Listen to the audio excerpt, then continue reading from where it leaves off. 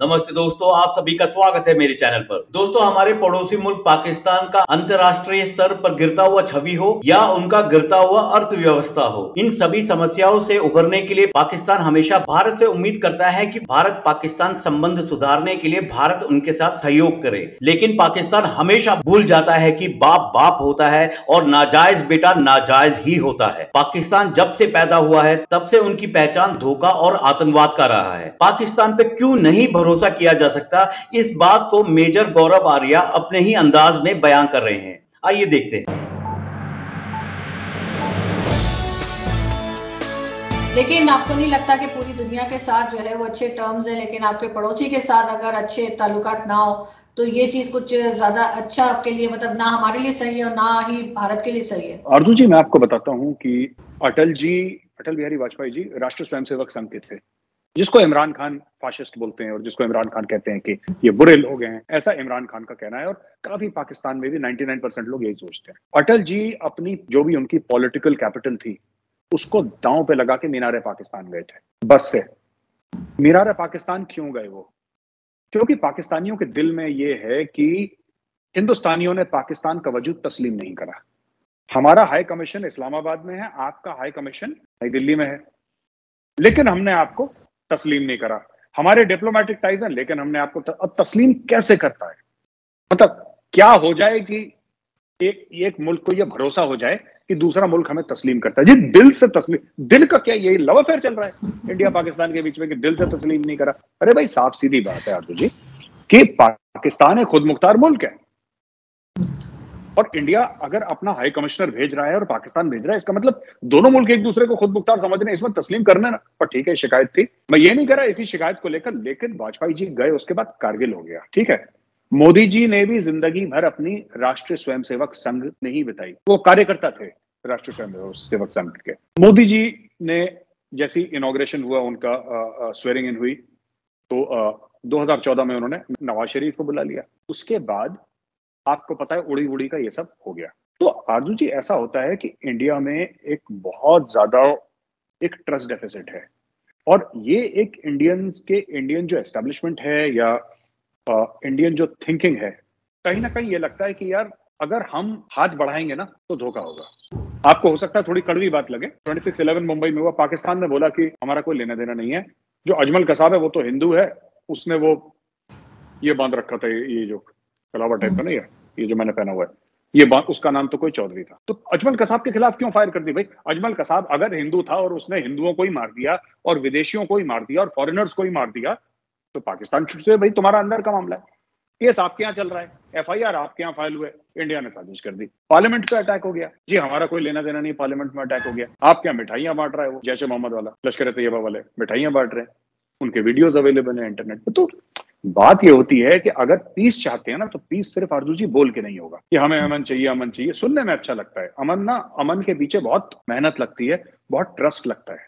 मैं आपको एक बात बताता हूँ, आदिल अहमद डर ने पुलवामा की सुसाइड बॉम्बिंग करी, वो लोकल कश्मीरी लड़का था, वो पाकिस्तान का नहीं था, राइट। ये जो पूरा RDX के साथ वो पूरा एक कार का बॉम्ब बनाया गया, उसमें 80 किलो जितने भी किलो RDX डाली, मैं भूल गया। जिस तरीके से वो पूरा ऑपरेशन प्लान करा, जिस तरीके से निहत्ते CRPF के भाइयों को वीरगति को प्राप्त हुए, वो जिस तरीके से वो पूरा एक्सप्लोजिव होता है, उसमें डेटोनेटर होता है, उसमें वायरिंग होती है, उसमें स्विच होता है, ये किसी सिविलियन के बस की बात है नहीं आरजू जी। मैं आपको अगर सारी चीज आपके घर पे आके दे दूं ना, आप कभी नहीं बना सकते बॉम्ब। ये सिखाया जाता है, स्क्वाड पोस्ट कहते हैं, पाकिस्तानी आर्मी में भी स्क्वाड पोस्ट कहते हैं। ये सब चीजें स्क्वाड पोस्ट पर क्लासरूम में सिखाई जाती हैं और पाकिस्तानी फौज का पहले से ही किरदार रहा है। मेरे पास तो इसके वीडियो पड़े हैं जनरल मुशर्रफ के, जिसमें जनरल मुशर्रफ खुद कह रहे हैं, खुद की रेजिमेंट के बारे में बोल रहे हैं वो, कि स्पेशल सर्विसेज ग्रुप वाले छुट्टी लेके पैसा लेते थे, यानी कि मर्सनरी, यानी कि भाड़े के फौजी बनके अफगानिस्तान में लड़ते थे। जब वो प्रेसिडेंट थे पाकिस्तान के, प्रेसिडेंशियल पैलेस में बैठ के एक जर्नलिस्ट को इंटरव्यू दे रहे हैं, वीडियो पड़ा हुआ है इसका, कि भाई हमारे बंदे पैसा लेके अफगानिस्तान में लड़ते थे। लेकिन आपको नहीं लगता कि लोगों से गलतियां होती हैं, वो उससे सबक सीखते हैं, वो ठीक भी हो जाते हैं? जबकि उन्होंने बाजवा साहब ने भी कहा था कि जी हमें पिछली बातें भूल जानी चाहिए और हमें आगे बढ़ना चाहिए। तो आपको लगता है आगे बढ़ पाएंगे? पाकिस्तान अगर कोशिश करना चाहता है तो एक चांस देने में क्या हर्ज है? आरजू जी, सबसे पहले पाकिस्तानी एस्टेब्लिशमेंट को और खासतौर से जनरल बाजवा को भी, उनको कहीं ना कहीं ये समझना पड़ेगा कि ट्रस्ट डेफिसिट बहुत ज्यादा है। और अगर सरकार कुछ भी ऐसा कदम लेती है which is seen as friendly towards Pakistan, out of the way जाके अगर फ्रेंडली कोई कदम लेती है, there will be a massive public backlash in India, massive public backlash. एक बार होता है बंदा माफ कर देता है ना, 2 बार होता है, ठीक है, ये कई बार हो चुका है और लगातार हो चुका है।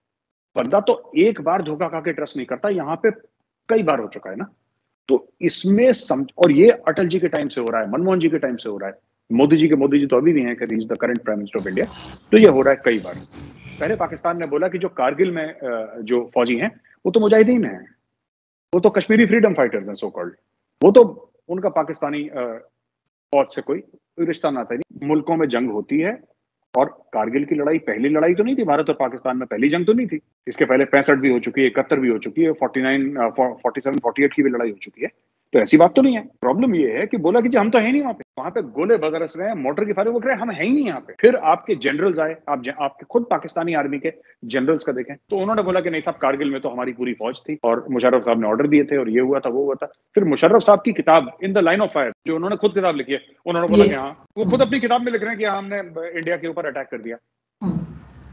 देखिए, इंडिया के ऊपर अटैक करा आपने, आपको दुश्मनी निभानी थी, आपने अटैक कर दिया। मैं अटैक को नहीं बोल रहा कुछ, मैं कह रहा हूं कि आपने उस वक्त अटैक करा जब आप उस समय चढ़ाई करी, जब वाजपेयी जी, आप कह रहे हैं ना भरोसा क्यों नहीं है, उस समय वाजपेयी जी लाहौर में थे, मीनारे पाकिस्तान। लेकिन उस चीज को तो मेरे साथ सब लोग ब्लंडर कहते हैं पाकिस्तान में, ऐसा नहीं कि कोई उस चीज को अप्रिशिएट कर रहा है कारगिल को।